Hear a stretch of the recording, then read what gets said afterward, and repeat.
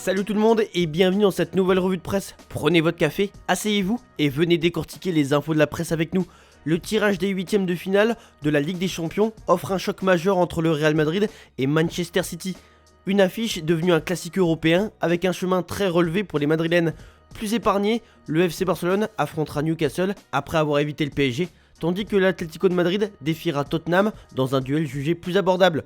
En cas de qualification, Barça et l'Atlético pourraient se retrouver en quart dans une partie de tableau plus ouverte. Le duel Madrid-City reste l'affiche phare avec un historique riche et un niveau d'intensité maximal attendu. L'objectif pour tous reste la finale de la Ligue des Champions prévue à Budapest. Le journal AS parle de la première frénésie pour évoquer ce choc, quand Marca de son côté s'adresse à Guardiola en disant « Encore toi ».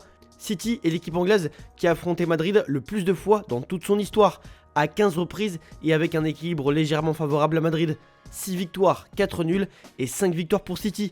Madrid a déjà trouvé le facteur X chez City. Rodrigo est redevenu le moteur de City. Il impose son rythme, oriente le jeu et donne une stabilité qui change le visage de l'équipe.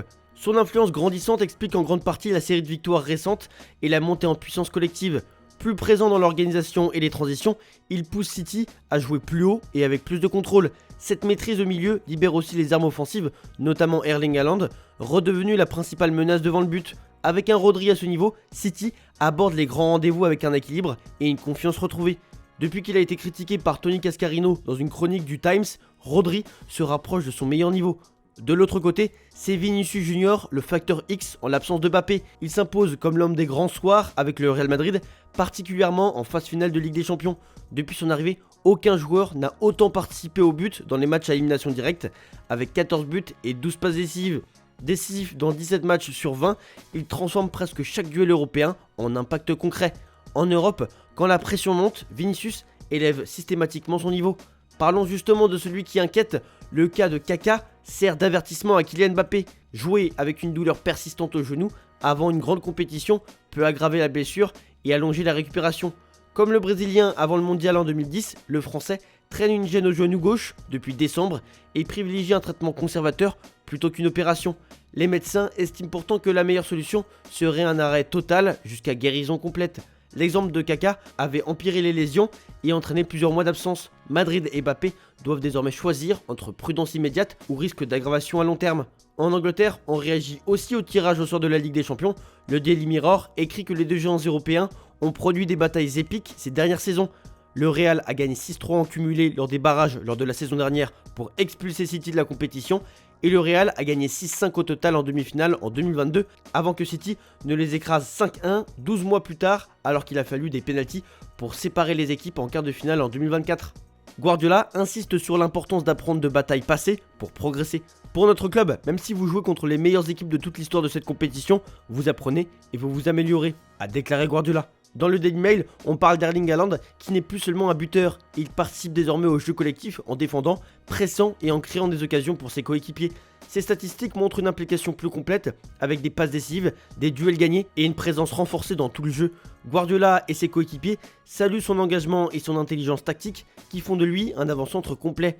Même lorsqu'il traverse des périodes sans marquer, Haaland maintient sa rigueur et son désir d'aider l'équipe, assumant une énorme responsabilité. Pour le résultat d'hier soir, Aston Villa a subi une défaite surprenante contre les Wolves, montrant des difficultés offensives et l'absence d'hommes clés comme McGinn et Tielemans, ce qui met en danger leur rêve de Ligue des Champions. Malgré tout, l'équipe d'Unai Emery a montré une force collective intacte et un état d'esprit combatif avec quelques occasions manquées. On revient en Espagne pour parler du FC Barcelone. Newcastle affrontera le Barça en 8ème de finale de Ligue des Champions, un duel inédit sur la scène européenne. Le match aller se jouera au St James Park le 10 ou 11 mars. Avant le retour au Camp Nou une semaine plus tard, les Magpies devront composer sans Bruno Guimaraes et Fabian Schär, tandis que le Barça sera privé de Frenkie de Jong et potentiellement de Gavi. Ce sera le troisième affrontement espagnol-anglais des 8e avec Madrid City et Atlético Tottenham, dans un tirage européen très chargé. Newcastle, 11e de Première Ligue, tentera de confirmer sa solidité malgré un début de saison irrégulier. Sport parle d'un moindre mal. Le Barça pousse un soupir de soulagement après le tirage au sort des 8e. De cette façon, l'équipe catalane évite d'affronter le PSG, champion en titre, qui était l'autre rival possible, écrit le média espagnol. Newcastle n'est pas au mieux en ce moment, avec 36 points en Première Ligue à 12 longueurs des places en Ligue des Champions. Et en attendant, le Barça affronte Villarreal aujourd'hui, l'occasion pour Flick de réaffirmer son intention de continuer avec le club espagnol. Hansi Flick affiche son bonheur au Barça et semble prêt à prolonger son aventure sur le banc catalan.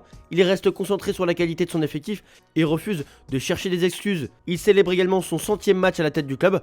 En conférence de presse, il a souligné son attachement au quotidien barcelonais. Interrogé sur un possible renouvellement, il a aussi laissé entendre qu'il pouvait entraîner 100 matchs supplémentaires. Flick se montre pleinement investi dans le projet et confiant pour la suite.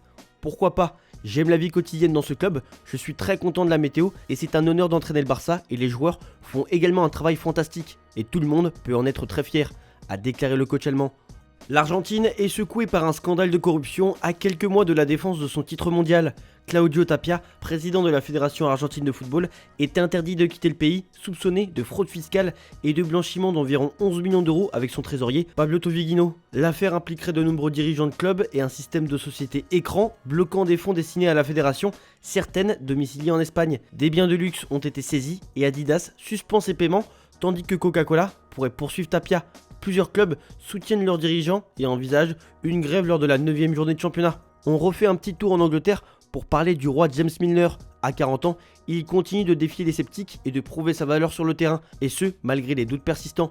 Il a battu le record de Gareth Barry avec 654 apparitions en Première Ligue et détient l'écart le plus long entre le premier et le dernier but inscrit, ainsi que le plus grand nombre de saisons consécutives jouées. Sa carrière débutait à Leeds, a traversé plusieurs clubs prestigieux avec de nombreux titres remportés. Milner attribue sa longévité à la discipline, aux soins physiques et à sa détermination de vouloir prouver qu'on avait tort de douter de lui. Il pourrait encore prolonger sa carrière pour battre le record de Teddy Sheringham comme joueur de champ à plus de 40 ans. Parlons d'un autre joueur dont on a douté, c'est Víctor Gyökeres. Sauf qu'il commence enfin à trouver son rythme à Arsenal en ayant marqué son deuxième doublé du mois. Mikel Arteta loue ses qualités d'attaquant et insiste sur l'importance de continuer à le développer et à l'intégrer dans l'équipe. Je suis confiant parce que souvent nos défenseurs, quand ils doivent s'entraîner contre lui, ils disent que c'est un cauchemar. C'est une très bonne façon de comprendre la qualité d'un joueur, c'est justifié Arteta. On termine cette revue de presse en France avec Lens qui a montré vendredi soir face à Strasbourg qu'il avait digéré sa défaite contre Monaco avec un match nul 1 partout, témoignant d'une force collective intacte. L'équipe de Pierre Sage a dominé la rencontre, bousculé les Alsaciens et créé de nombreuses occasions, mais a manqué d'efficacité offensive. Mamadou Sangaré a égalisé brillamment, rappelant que Lens conserve son esprit combatif et sa cohésion malgré les erreurs individuelles. Le groupe reste concentré sur les objectifs de fin de saison et se prépare pour le quart de finale de Coupe de France à Lyon. Parlons du PSG qui retrouve Chelsea en 8ème de finale de Ligue des Champions dans une ambiance de déjà-vu après la finale de la Coupe du Monde des clubs perdue 3-0 à New York. Les Parisiens connaissent déjà bien les Blues avec 3 affrontements historiques en éliminatoire et 2 qualifications sous leur QSI. Le match aller se jouera au Parc des Princes le 11 mars, le retour à Stamford Bridge le 17 et Luis Enrique souligne qu'il n'y a pas de revanche à prendre mais un chemin à suivre pour défendre le titre. Paris devra gérer un programme intense et récupérer rapidement ses forces après une qualification difficile face à Monaco. Malgré le tirage compliqué et la présence possible de Liverpool au prochain tour, le PSG reste concentré sur sa mission en Ligue des Champions. Le Parisien écrit dans ses pages intérieures qu'il ne faut pas se laisser gagner par le blues, un jeu de mots qui invite le PSG à faire face à l'intensité et au pressing redoutable des Anglais s'il veut poursuivre son parcours européen. À la veille du déplacement au Havre, Jérôme Roten a révélé avoir des informations inquiétantes sur l'état de forme du vestiaire francilien. Le vestiaire est bien amorphe par rapport à l'année dernière. Ils sont fatigués, ils manquent d'énergie, on l'a senti, tu vois que ça manque de gaz. Des fois, ils ont envie, ils s'accrochent, même dans la difficulté. Il y a des choses qui se passent en interne et qui ne sont pas réjouissantes pour le collectif. À la mi-temps contre Monaco, il y en a un qui parle et heureusement qu'il est là, c'est Marquinhos. Il essaye de réveiller les mecs, mais les mecs sont amorphes, ils manquent d'énergie. Ils ne disent rien, on entendait les mouches voler. Ce n'est pas bon signe, a-t-il déclaré au micro de RMC. Autre interrogation, la blessure de Fabien Ruiz. L'Espagnol est absent depuis plus d'un mois en raison de douleurs persistantes au genou gauche et suit désormais un nouveau protocole de soins individualisés. Sa dernière apparition remonte au 20 janvier contre le Sporting Portugal et depuis le club n'a communiqué que sur des soins et entraînements individuels sans horizon de retour précis. Luis Enrique confirme l'importance de l'Espagnol pour l'équipe et admet ne pas pouvoir donner de détails tout en restant positif sur un retour futur. Il sera absent pour le match aller et le risque d'absence pour le 8e retour contre Chelsea reste réel. Le PSG devra donc gérer un début de cycle de match à enjeu sans son milieu clé. Voilà, c'est tout pour aujourd'hui. Bonne journée à tous, merci de votre fidélité et on se retrouve demain pour de nouvelles vidéos sur Foot Mercato. Ciao ciao.